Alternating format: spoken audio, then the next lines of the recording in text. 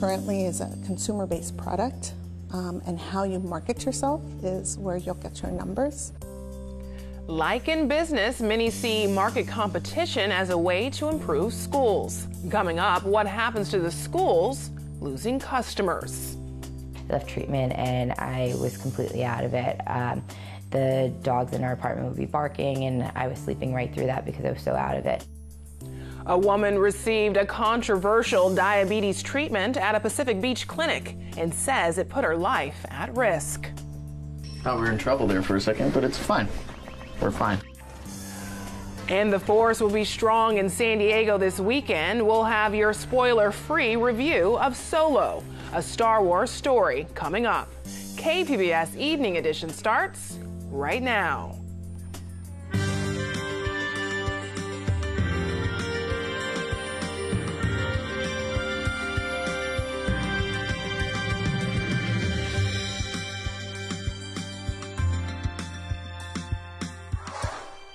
Good evening and thanks for joining us. I'm Ebony Monet. Faced with declining birth rates and competition from charter schools, some districts are turning to magnet schools to attract new students. KPBS education reporter Megan Burks takes us to Fallbrook to look at what happens in the districts losing students. This is my senior who's graduating. Nora Meyer says her son Alex got into all of the colleges where he applied, but he's decided on the University of Wyoming. You know what, 4 states away. It's a 3-hour plane ride, so it's, but that's where they have wildlife biology, so that's where we go. Meyer's other son will be a freshman next year and has his eyes set on getting into Caltech to become an astrophysicist. In other words, this is not a family short on ambition. That's why friends and family expected both boys would attend Mission Vista High School, not their local school. Fallbrook High School is not good at tooting their own horn.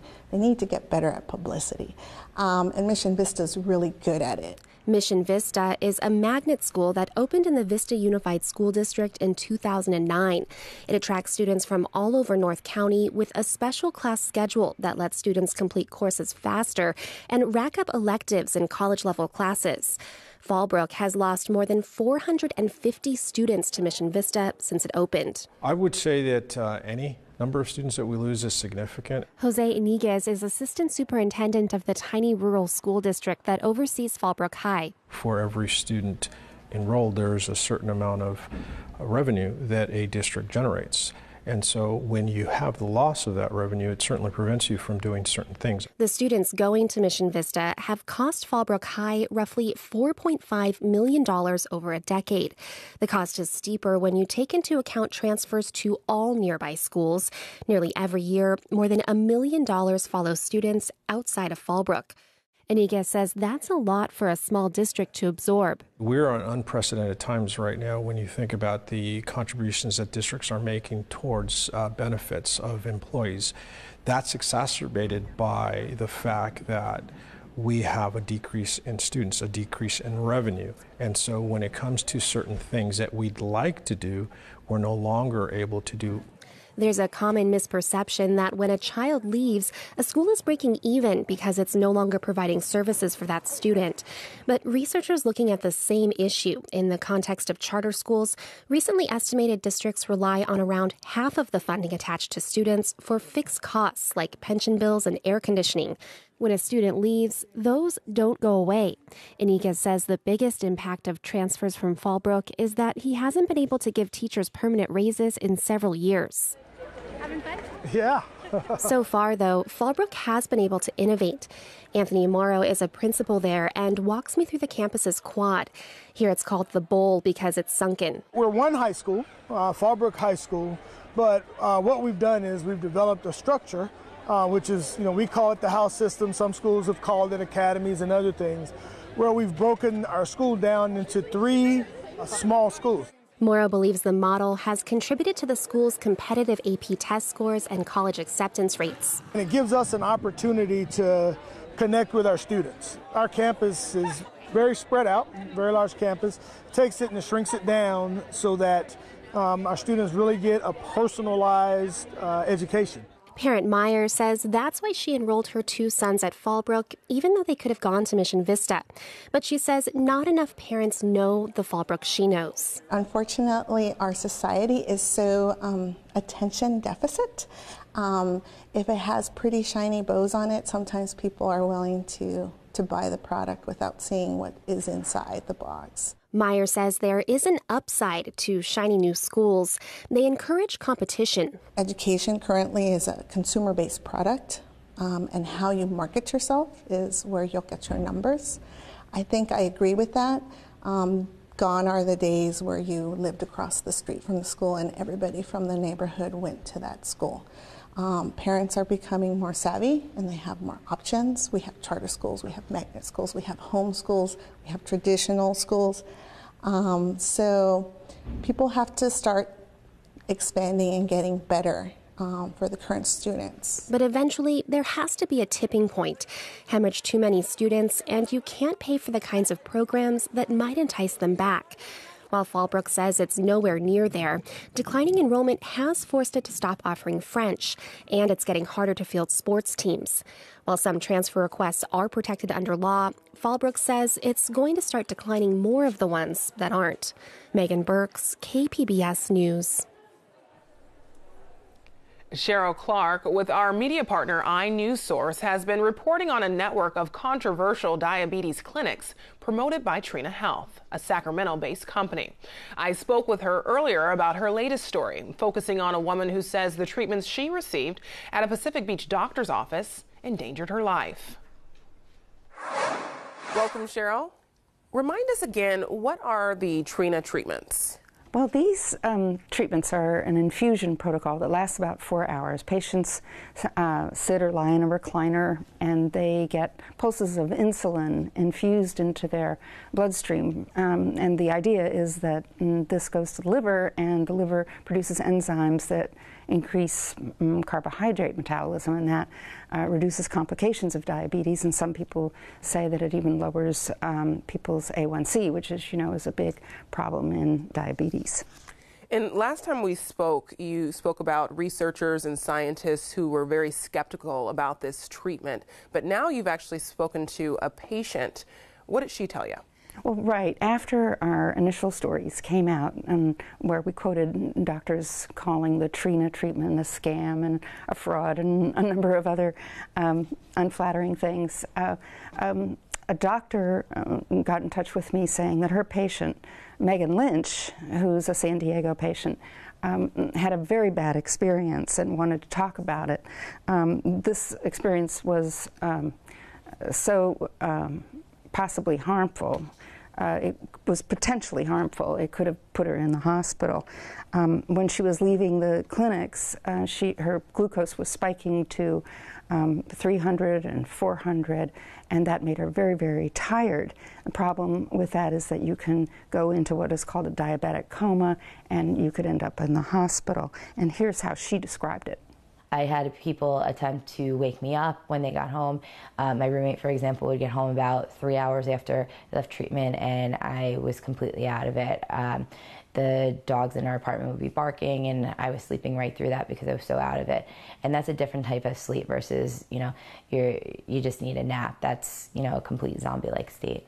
Cheryl, how long did Megan receive these treatments, and what was the ultimate effect? She was going to the office of Dr. James Novak in Pacific Beach, and she received these treatments about 8 times.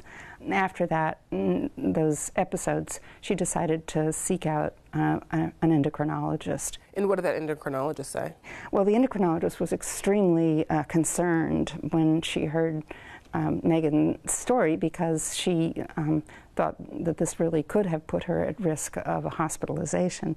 Here's what the endocrinologist, who's Dr. Amy Chang at Scripps Clinic in La Jolla, had to say about it. That certainly goes against what we would consider good control, or goes against what we would consider an effective therapy for treating diabetes.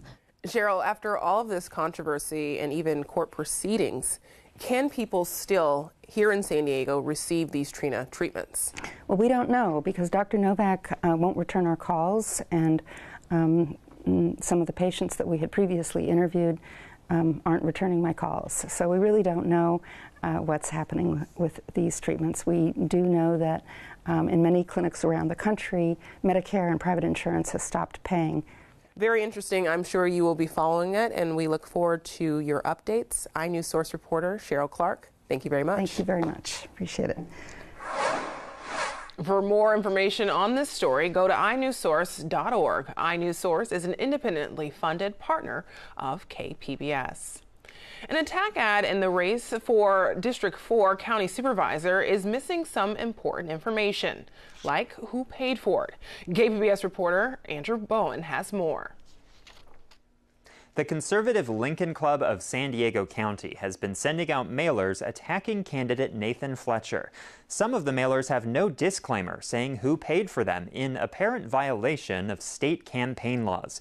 The club's president, Brian Pepin, said the missing disclosure was the result of a, quote, internal miscommunication, and that it self-reported the issue to the California Fair Political Practices Commission, which has the power to levy fines. Jay Waringa is a spokesman for the FPPC. He says he can't comment on the specifics of the case, but says it's hard to determine whether a mistake is intentional. But I would say that it does happen. People will, at times, succumb to wanting to take shortcuts and to do what they think is necessary at the time to have a positive outcome for themselves or their group. There are 5 candidates in the race for D4 County Supervisor. You can read about all of them at kpbs.org/election. Andrew Bowen, KPBS News. Our media partner, iNews Source, is looking at the hundreds of thousands of dollars in outside money being spent on a few San Diego County races. For this week's Money Roundup, I spoke with iNews Source reporter Leonardo Castaneda. So here on Evening Edition, we've discussed the San Diego County District Attorney's race and the surprising amount of outside money coming in. What's the latest? That's right. So this story's been changing almost by the minute with new spending. So in the last about 9 days, there's been some new developments. This PAC backed by billionaire investor George Soros, they reported spending another $700,000 or so in support of Genevieve Jones-Wright. And on the other side, a PAC sponsored by the Deputy District Attorneys Association, they've spent another $250,000 boosting the candidacy of interim district attorney Summer Stephan. So any idea why so much outside money would be pouring into these local races? Part of it is Soros has been on kind of a campaign to support progressive district attorneys, top prosecutors throughout the country. And this is just one of the more high profile and one of the latest of that. But he's supporting 3 other candidates in California alone. And Leo, the DA's race is not the only race that iNews Source has found outside money pouring in. Let's talk now about the San Diego County Office of Education School Board race. What's going on there? That's right. That's an office that we don't often talk about, but they have their own students, and they also have a final say on charter school decisions for school districts throughout the county. So 2 groups have been spending about $440,000 combined, supporting a couple of candidates in different races. So the American Federation of Teachers, the local guild, they've spent about $200,000 supporting 2 incumbents in that race. And then on the other side, the California Charter School Association advocates have spent about $240,000 supporting their own 2 pro-charter school candidates. Let's move now to the Mission Valley race, and this is to do with what to do with the Mission Valley Stadium site, which won't be decided until November in the general election. What's going on there? That's right. So that's been a big debate, and there's 2 competing measures. Soccer City, their supporters have raised about $3.7 million so far. About $1 million of that went just to get the measure on the ballot for November, like you said. On the other side, SDSU West supporters and also Soccer City opponents, they've raised another $3.7 million, $1.2 million, went just to get it on the ballot. So a lot of money so far, and like you said, we still have a long way to go. So a lot of money being spent, a lot of numbers. Thanks for making sense of it. Thanks for following the money. iNews Source reporter Leonardo Castaneda. And for all of our election coverage, including our handy voter guide, go to kpbs.org/election. Change versus the status quo for district attorney, an internal battle for San Diego sheriff, and the shakeup at the Board of Supervisors. It's all part of our Election 2018 coverage. Join us for the KPBS Roundtable tonight at 8:30. This weekend brings a showcase of top high school musical theater students and tastes from around the world. Plus, we get a visit from a pop music superstar. KPBS Arts Calendar editor Nina Guerin has more. If you like talent competitions like The Voice or American Idol, you'll definitely want to check out the Broadway San Diego Awards. In this high school musical theater contest, 20 of San Diego's top acting students compete for a chance to win $10,000 and a trip to Broadway. The program features 10 actors and 10 actresses performing solo songs, as well as group song and dance numbers. It also highlights high school ensemble performances and other youth theater artists. The winning students will be announced at the end of the show, and the winners move to compete in the Jimmy Awards in New York City. Over in Balboa Park, there'll be food, music, and dancing at the House of Pacific Relations Ethnic Food Fair. This 38th annual event showcases foods from the park's international cottages. Admission to the event is free, but there's a small fee for each plate of food, so make sure to bring cash. Finally, pop superstar Pink returns to San Diego for a concert that celebrates her nearly 20 years in music.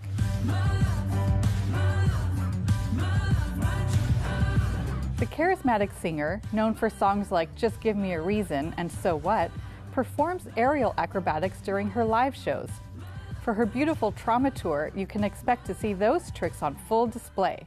And while she's in the air, she'll sing her soulful pop songs and even a selection of cover songs. It's a concert you don't want to miss. For KPBS Arts, I'm Nina Guerin. Sounds like a lot of fun. Another long weekend option, Solo, a Star Wars story, officially opens today. KPBS cinema junkie Beth Accomando says it serves up a fun ride. But if you want something less mainstream, you can check out Beast. Somewhere in space, this may all be happening right now. Old school Star Wars fans, those of us who shun the episode number and New Hope label, know that May 25th, not May the 4th, is the real Star Wars Day. Because in 1977, that's the day the original film came out. So what better way to celebrate than with a new Star Wars movie? And let me get to the point quickly and say, Solo, a Star Wars story, is not the hot mess I feared it would be after firing its filmmakers and putting Ron Howard in the director's seat. Thought we were in trouble there for a second, but it's fine. We're fine. Howard actually proves to be a good choice to fill in because he's a filmmaker with no discernible style and understands that he simply needed to deliver a product that would fit in the Star Wars universe and not be prequel bad. He's back. For me, the heart of Star Wars films has always been about delivering an adventure to delight my inner 12-year-old, something that pays homage to the Saturday morning serials my dad showed me. Solo delivers on that. It's not perfect, and it's not as stylish or as clever as I would have liked, but it's fun and expands on Han's story in ways I enjoyed. But if Solo is sold out, or you want something less mainstream, then check out the indie film Beast. To my family, for everything you've done for me, I forgive you. A young woman rebels against her oppressive family by turning to an outsider who's suspected of murder. You have blood on your hands. Beast keeps taking unexpected turns as it weaves a tense and compelling psychological study of two damaged and potentially violent young people. So this weekend, you can choose between a franchise film that delivers its formula well and an indie film that keeps surprising you. Beth Accomando, KPBS News. Well, not much change in the weather for the weekend. We'll have the same cloudy mornings and cooler temperatures until next week. Justin Pavic has the forecast. We're still stuck in that onshore flow type of pattern, so still going to have some spotty drizzle as we work our way throughout the overnight. Temperatures behaving for the most part. It's been over a week since we've had our high temperature in San Diego at 70 degrees, and maybe some changes as we go through time into next week. Satellite and radar pretty quiet right now. This is not really going to pick up on the low clouds and the drizzle that I do think come back into play later on tonight, perhaps around Oceanside, also toward La Jolla. But you move your way inland and it's relatively quiet. Borrego Springs, Mount Laguna, Chula Vista. Going to be talking about some quieter conditions. To the north, though, the Bay Area, actually some thundery conditions in and around San Francisco, out toward Reno along I-80. Again, as we work our way into, again, the LA Basin, especially further off toward the south, toward the immediate shoreline. That persistent onshore flow brings the clouds in. And like I said, some spotty drizzle here late tonight. We drop down to 61. Could see a little bit of that drizzle as well toward Oceanside, but further inland we're quiet. Mount Laguna down to 41. Borrego Springs down to 62. Morning clouds and then some sunny breaks late in the day, but not a whole lot of sunshine towards San Diego or Oceanside. I do think we climb back into the 60s, much like what we had this afternoon. Over the interior, big difference maker is the drier air. Borrego Springs peaking into the mid-80s. And here's your Memorial Day outlook. It is going to be dry, albeit not hot. Most of the wet weather will be centered on off to the east. We're watching Alberto as well toward the Gulf Coast states. And again, we could use the rain on the heels of a dry April. May has brought some precipitation. It's normally dry this time of the year, though. Notice as we go through time here, the clouds in the morning will become less of an issue. Temperatures climb back into the 70s for the coast Monday into Tuesday. Inland as well, a slow but steady climb here, less of an influence of the marine impacts and more sunshine in mountainous locations. A slow climb here as we talk about Monday into Tuesday, but a beautiful Memorial Day nonetheless. And the deserts here climbing back into the triple digits as we venture into Tuesday, along with some sunshine. For KPBS News, I'm meteorologist Justin Povick. Back over to you, Ebony. More than 3 million people call San Diego and Imperial County home, and that means lots of neighborhoods across the region. As part of our KPBS Explore project, we wanted to find out what makes all these places so special. We traveled to 5 communities and asked people to tell us about where they come from and what they want everyone to know about where they live. Tonight, we focus on southeastern San Diego. Neighbors explain how diversity plays a role in their community. Asian, Mexican, Black, with a sprinkle of white people. I think the uniqueness of Southeast San Diego, especially where we live, is the diversity of the community. People think it's just blacks or just whites. It's such a diverse community, Filipinos, Hispanics, and there's all types of people. And I just love that, especially for our sons. And that diversity really breeds an environment and culture of connectedness, sharing, just community. Southeast San Diego is a melting pot of greatness. Diverse doesn't even, I think, describe what this community is.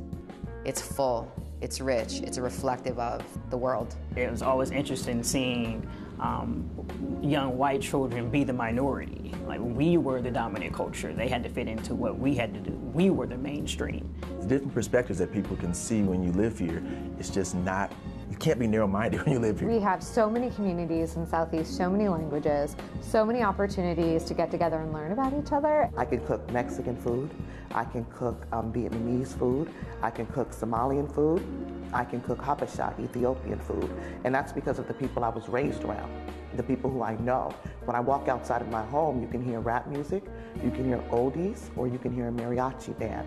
That's the Southeastern San Diego I know and love. But living in Southeast has definitely made me who I am and made me love the differences in people. You can watch the rest of this series at kpbs.org/whereicomefrom. We'd like to hear what you think about our series. You may join the conversation on our Facebook page, our KPBS Facebook page. I'm Judy Woodruff. Tonight on the NewsHour, exploring the Trump agenda with the White House Legislative Director. Coming up at 7, right after Evening Edition on KPBS.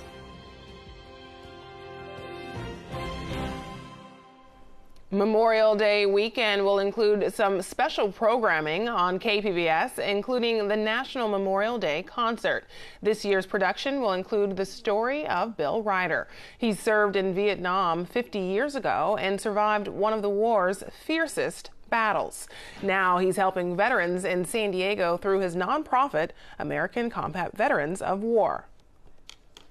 For the last 5 years, we've been doing a mentoring program in the Veterans Moving Forward program at the Vista Detention Center. And we find that we can awaken them. We can get them to look at themselves again as someone special who answered the call. The National Memorial Day concert will air Sunday night at 8 right here on KPBS. You can find tonight's stories on our website, kpbs.org/evening edition. And we leave you tonight with a clip of The Routine playing in our studio last month. If you like to see them live, they're playing at Winston's in Ocean Beach tomorrow night. Thanks for joining us. Have a great weekend.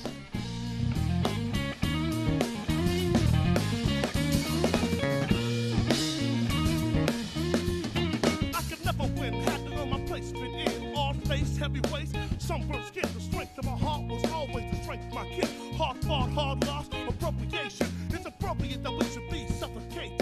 Under one roof, the mass is equivocated. Divvy it up, the master shaking it up. One rule, one cup, the poison, picking it up. And now, only watch them bring me down.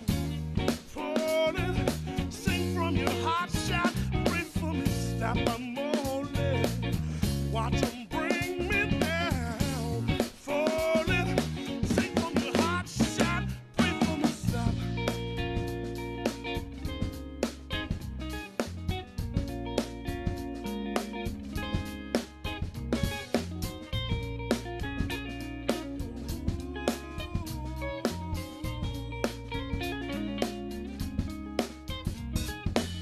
Feed my flesh, heal my stone, feel the freshest of fresh, feel the heart of a bone. Collective thoughts connect on your mountaintops alone for bold thoughts of the town from thought.